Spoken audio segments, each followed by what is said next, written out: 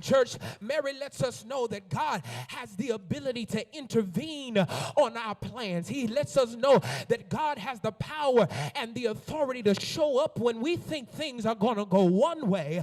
God says, no, I'm in control. I have all power. I have all authority to turn the situation around for your good. Let me see if give it to you like this, and I'm in my seat. I was flying, church.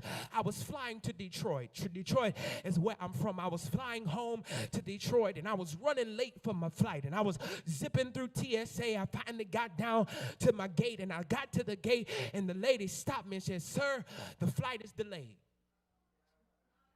And I said, "Oh, Lord," as I done rushed all this way and now the flight is delayed. So I sit down, I'm waiting, I'm sitting there, I'm waiting. 10 minutes went by and I'm still waiting. 15 minutes went by, I'm still waiting. 20 minutes went by and I was still waiting. And by this time, I done got hungry. I done been at work all day. My attitude done got bad. I'm ready to get to Detroit. My grandma, she done got me some fried chicken ready. I'm ready to get to Detroit. And I'm sitting there, and I'm growing impatient. And I asked the lady next to me, I said, "Have you heard anything? Have they said we're going to board soon?" She said, "No, sir, I'm sitting here waiting just like you."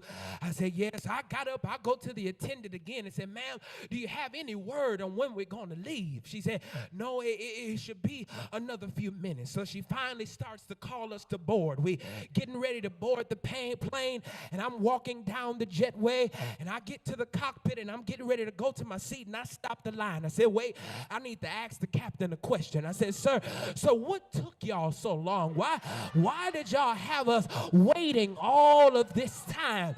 And he said, "Sir, I apologize for the wait, but if you look out that window right there, there's somebody sitting up there in the tower, and they can see further ahead than we can, and because they can see further ahead than we can, they have the power and the ability on when to tell us when we can take off. And until they say that it is clear, we can't go nowhere.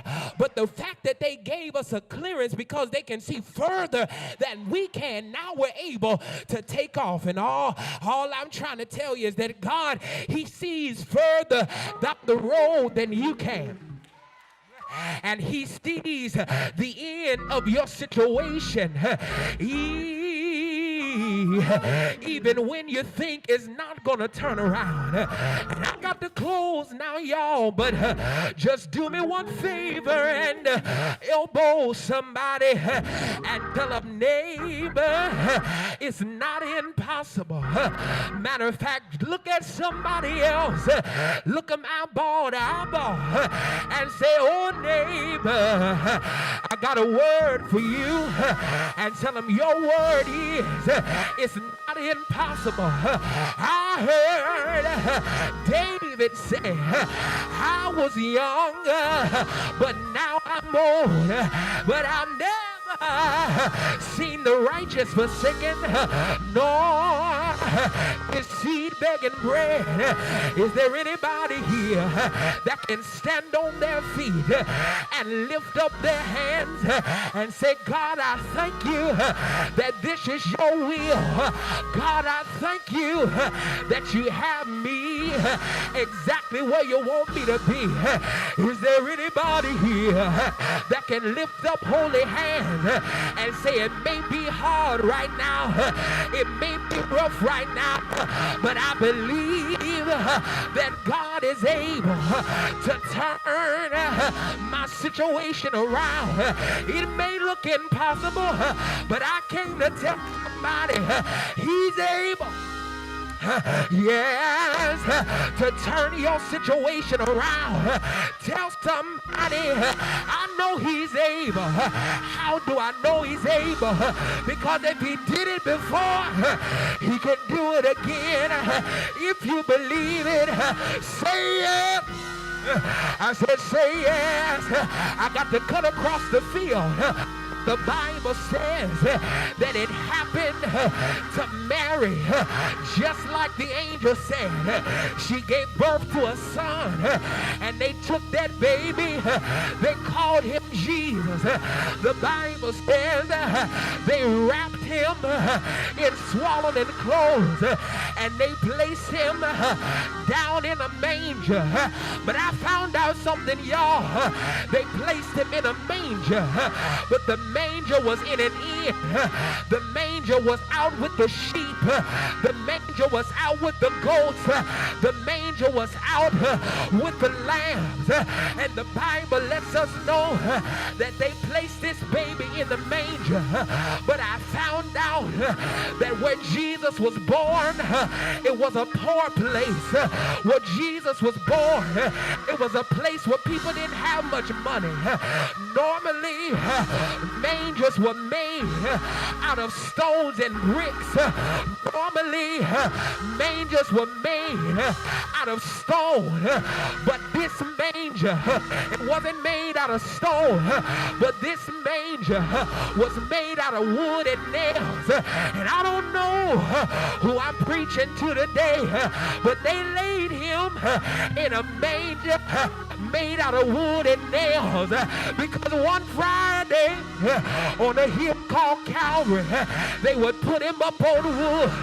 They would put nails in his hand, nails in his feet, a crown of thorns on his head. And y'all know what he did. He died. Anybody know he died? He died. I said he died. But that's not how the story ends. They thought it was over. They had never seen it done before. They thought it was impossible. They had never seen it happen. But early, I wish y'all help me shout early. Early Sunday morning, he got up with all power in his hands. And because he got up, you can get up. Because he lives, I can face tomorrow. Because he lives, all my fear is gone. I know who holds my future. And life is worth the living just because he lives. He lives today. If you know he lives, say it. Yeah, yeah, yeah, yeah. Say it. Say it. I know he's all right. I know he's all right. If you know he's all right, I dare you say yeah. He walks with me. He talks with me. He tells me that I am his own. And the joy that we share as we tarry there, none other has ever known. If you believe it, say it. I said, say it, say it.